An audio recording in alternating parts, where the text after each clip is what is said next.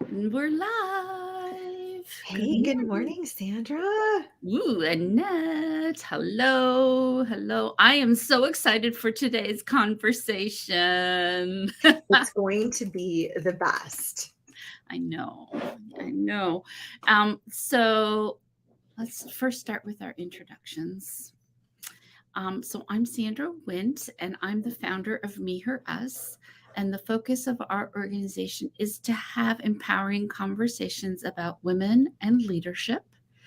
And I'm joined every Tuesday morning by my friend who I love and adore, Annette Garstek. Annette.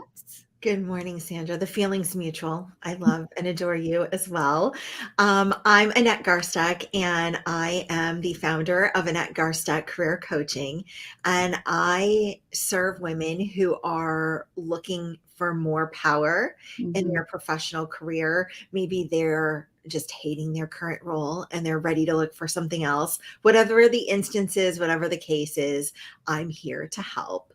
And that sort of takes us to this episode that today we're talking about how women are treated differently because we have the ability to have children. Yes. Oh my gosh. And it is a privilege to have children. At least in my opinion, it is. It's one of the best decisions I have ever made in my whole life. And I also have a long infertility story. And so Mm. I am doubly grateful for this incredible opportunity I've had to become a parent. Um, but I was listening to Planet Money because it's one of my favorite podcasts. Woo! Because I'm a nerd. And they talk about labor markets, they talk about economics, and they talk about money Mhm. and the workforce. So this particular podcast, which we'll post in the comments, had an investigation of 3 economic white papers. Mm. And the economic white paper is really focused on what happens when moms get called in the workplace from schools, and that you're 40% more likely to be called if you're the mother instead of the father. They also talk about how women, young women entering the workforce, leaving school, are counseled about career choices with the assumption that they're going to become parents. Mhm. And they also spoke about the impact of parenthood on people when who are in what they called greedy jobs, those jobs where you're required to spend an inordinate amount of personal time at work, traveling or meeting with clients or after work, and what happens when you become parents, um, and you're in one of those roles, which, the end result, I'm sure, would not be surprising to most people to learn that the greater majority of women drop out of the workforce or go part-time to Mhm. deal with the competing demands of family and career. And so, of course, the whole conversation was about what happens to your career, what happens to your long-term earnings potential. And yeah, so now that I've done all the spoiler alerts. And we can certainly post the papers as Mm, well as yes, part of the conversation so people can read them and decide for themselves what it yes, says. yes. Yeah. Yeah.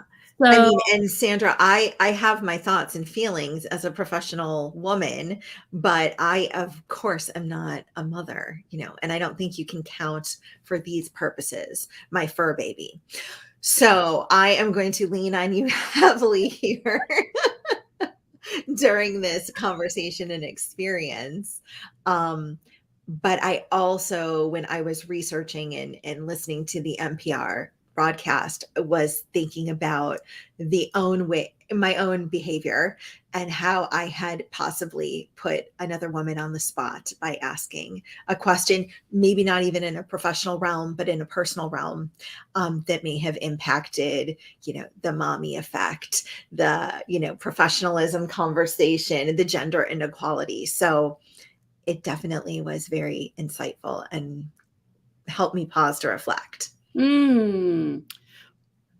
Any examples you want to Yeah, I mention? mean the informed choices, gender gaps in career advice white paper was really amazing because you had these economists. So safe to say too, these three papers are all research papers conducted by economists.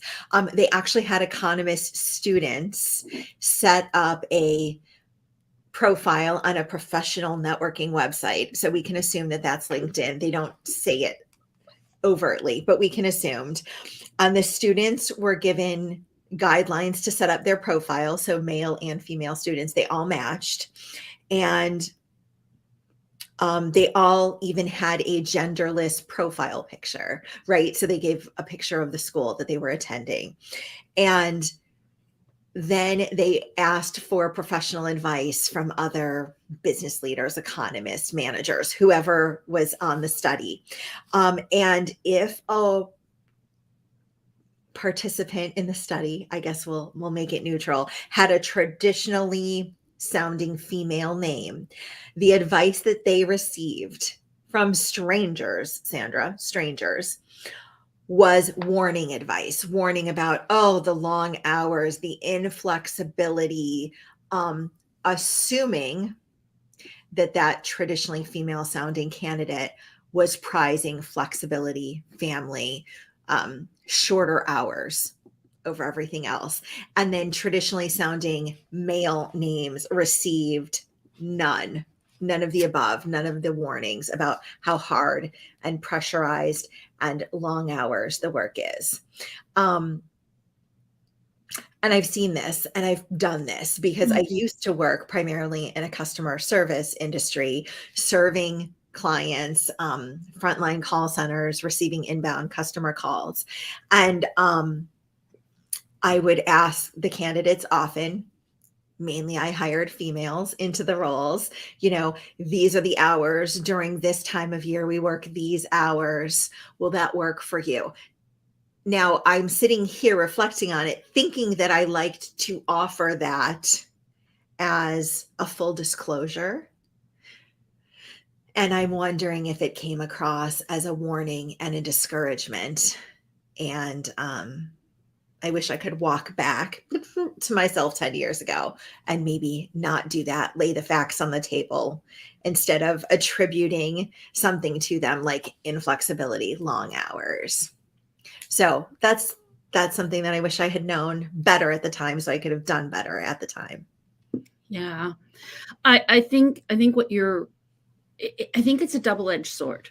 Right. Because I think on the one hand, it is important to tell people who are applying for these positions, hey, these are the expectations, right? The challenge, I think, is, are we only telling the females, or are we telling the men too? Right. And I would think that it was just standard that we tell everyone. But yes, it's so interesting because of course we can't ask them in a job interview, right? Do you have Right. children? Right. So but it's a good way of saying that. Mm-hmm. And we have some people joining us. Yes. Shannon's here. Amanda's here. Sue is asking, great question. How can I address being out of the workforce while raising my children? They are now grown. Congratulations, Sue. You have fully grown, realized humans. Good job. And I want to get back to work. So I have a decades long gap. Mm, I'm sure Sandra has an Such a opinion good too. question. Yeah. As a career coach, I recommend that you go in with genuine authenticity, and you can even put a caregiving or career gap on your resume, and you can definitely put it on your LinkedIn profile, and you can say that you've been raising humans or caregiving for family members. You can leave it generic, you can get specific, but it's amazing. It's an accomplishment. It's not something to deter from. And people are going to ask anyways. You might get that question, oh, what's this, 13-year career gap on your resume? And then you're going to fill it anyway. So you're going to have to talk about it, or you can put it on there. And then maybe the conversation is different because they've already seen what you've done. Yeah. Thanks, Sandra. So I have a couple of perspectives, one as a former hiring manager and another as just as a mom.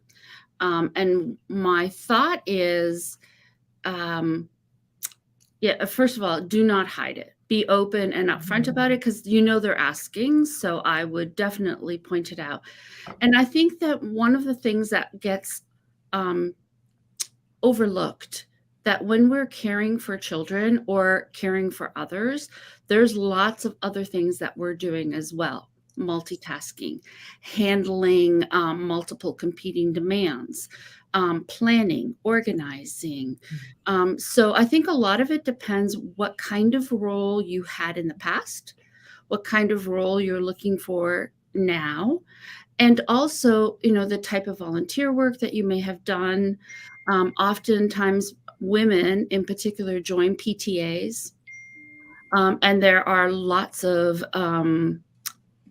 work that happens in the PTA, negotiation, planning, working through others. And, as a manager, working through others is such a huge skill that I would definitely highlight any of that experience and give examples and be able to talk about it. The company that I worked at as a hiring manager, we did a lot of behavioral interviews. Yes. So even if you're not being interviewed with behavioral questions, so behavioral questions are, tell me a time when you did X. You can use all of your volunteer work as an example, or all of the work that you did, even coaching and guiding young adults, right? So for example, give me a time when you had to negotiate with a tough client. If you've ever tried to have a 4-year-old put on their shoes because you need to get out the door, there's a tough client. So, there's lots of different ways. And if you're not being interviewed in a way that they're asking for this, you can still say it. I remember, I noticed in your job placement or in your job description that you say, customer service is a significant portion of this role. I want to talk to you about some of the work that I've done in the PTA, especially negotiating with angry parents, or negotiating with teachers, or negotiating to have a platform or a program presented in the school, and all the different stakeholders that I had to deal with, and just walk you through some of the situations that I've worked with and some of the results that I've gotten. So all of those ways are great ways of just showing that I may have a break, but I have very relevant skills. Yes. All those skills are transferable. Negotiation, influence, getting things done through others, Sandra, is huge. So I like to call that as authority instead of power, right? There's nobody granting you an official title. Motherhood doesn't come with a crown, although it should. So yes, you have to do those things through your power of persuasion, power of influence, and those skills are invaluable in a corporate setting. Yes, we have a tendency to devalue all of that work, and it's so important and so critical. Yeah, women especially tend to say things like, I'm just doing my job, or I do what I have to do, right? Because that's what we're sort of brought up to do, right? If you do a good job, people will notice and they'll award you for that behavior. And that's not true.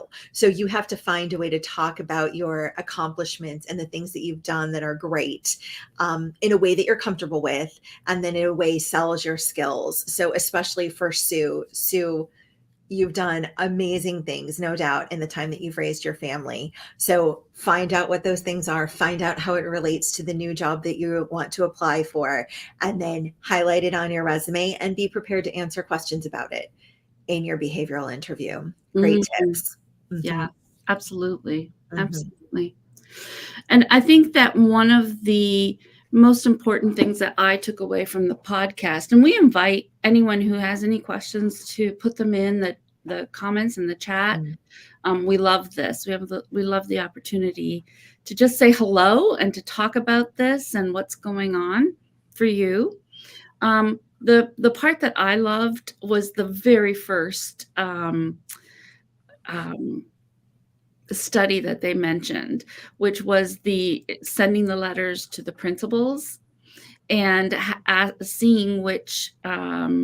seeing who got called. So the whole premise of the study was they sent out these 6,000 emails saying we have a prospective student for you, please call us so we can discuss. And then they list mother and father's contact information.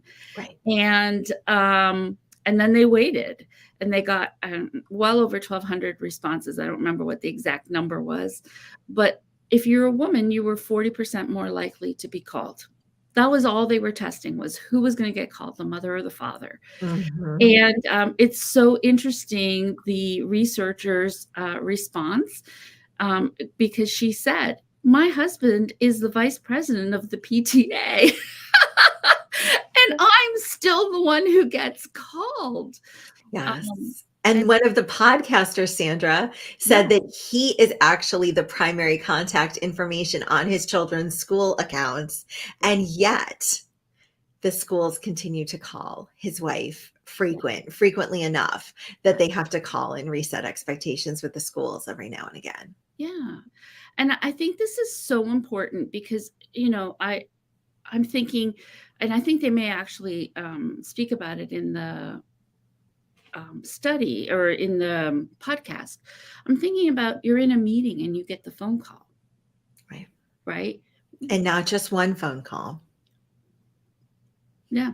I have a special ringer for the school.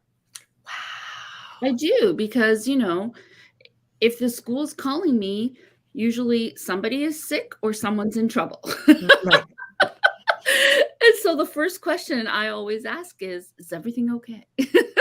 Right. Right.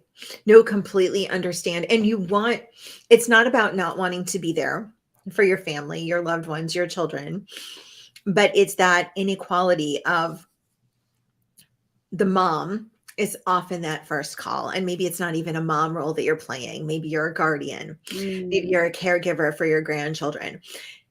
You are likely to get that call first over the male in the relationship, if there is one. And then, one other thing that we should talk about in these studies is these studies were done with a two-parent household in a heterosexual relationship. So there was not studies done to talk about parents of the same gender that split parenting duties, which again, I thought was interesting. So maybe getting back to our norms, or our biases about norms. And yeah, why do we do that? and I think the point that they were raising is, what does it do when a woman is getting called and she doesn't leave? Mm.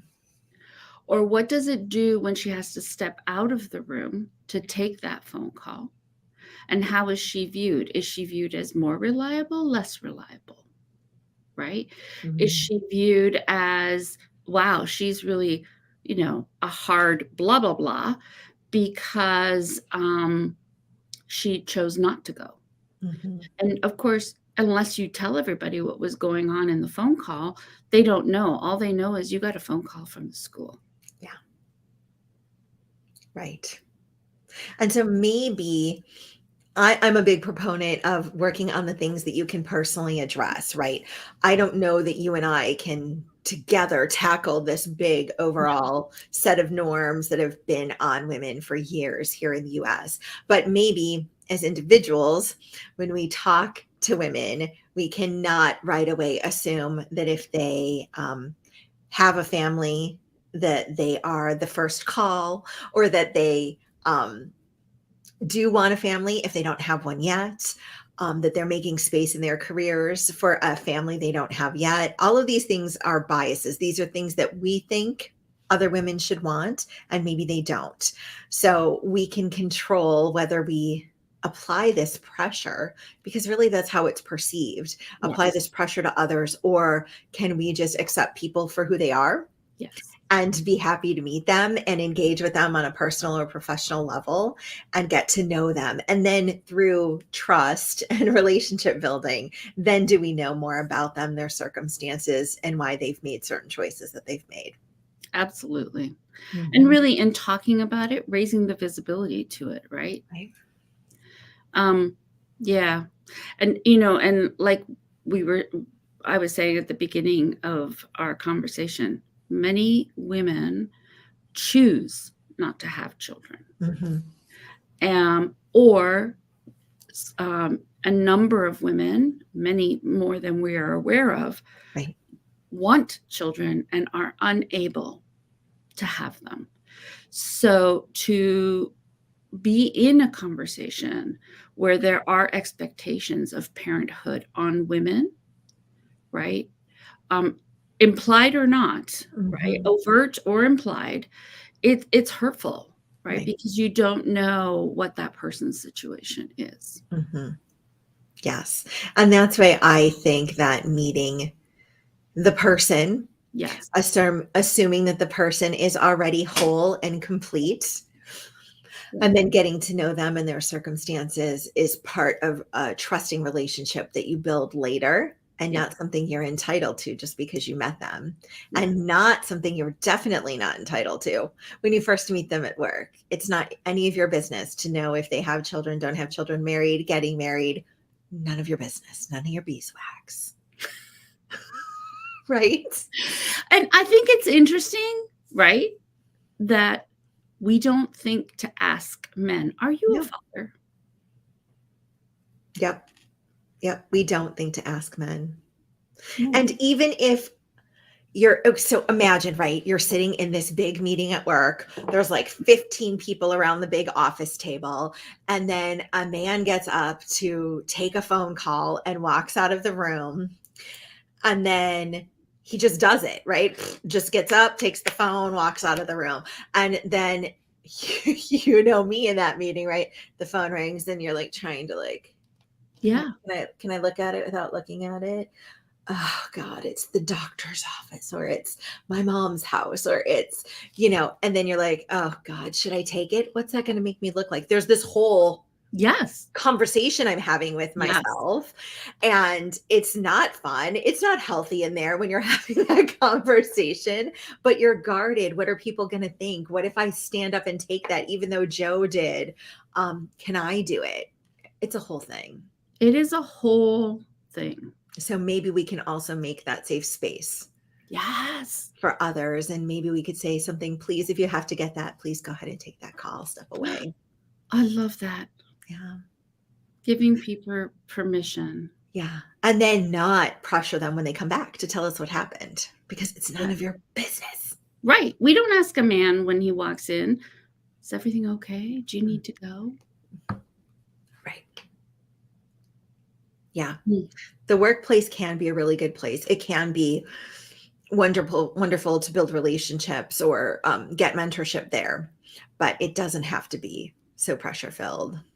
Yes, Amanda's right. We've been socialized to sit down and be quiet. You can take up your own space. Mm. Maybe we can all do the CEO pose at our chair. Listen, I don't know. Do what you want to do. It's fine. I love it. Great. Awesome. Such a great conversation. I'm looking forward to next Tuesday. What are we talking about next Tuesday? Next Tuesday, we're going to be talking about the book Invisible Women. I love this book. I have it on my Audible and I reference it every now and again. Have you read this one, Sandra? I am in the process of reading it and I am just pumped. And it is talk about, like, I know we talked about these 3 white papers today, but this is like a ton of research condensed in this one amazing book about how women are treated differently, how our needs are not often even tested for in the medical community. Oh my gosh, it encompasses all these things. How we use public transportation different than men. Interesting, interesting, interesting. So I will go ahead and post the book afterwards. It doesn't look like I can comment, Sandra. We might have to troubleshoot that later. Oh my. I don't know. It doesn't like me. I'll go home and cry about it later. It's fine. Thank you. Yeah, Sandra's got it in there, Invisible Women. And it is an amazing, amazing story. And it's a big book. It's a thick one, but you can listen to it. Super easy to listen to, super good stories. And we're going to talk about that. Maybe we're going to pick like an area or two, or if you've read it, or if you're going to read it, be sure to message Sandra or myself and tell us what part is really interesting to you. And then the following week on the 29th of August, we're going to be talking about feedback, what it is.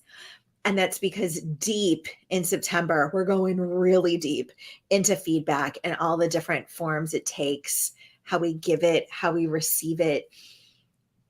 Is feedback really an opinion or is it fact? I Ooh, want to talk about that a lot. yes. Yes. Yes. And I love the book Invisible Women so far because, as you said, it covers more than just the workplace. Yeah. It covers every aspect of our lives. And it really opened up my eyes to some thoughts around, yeah, you know what?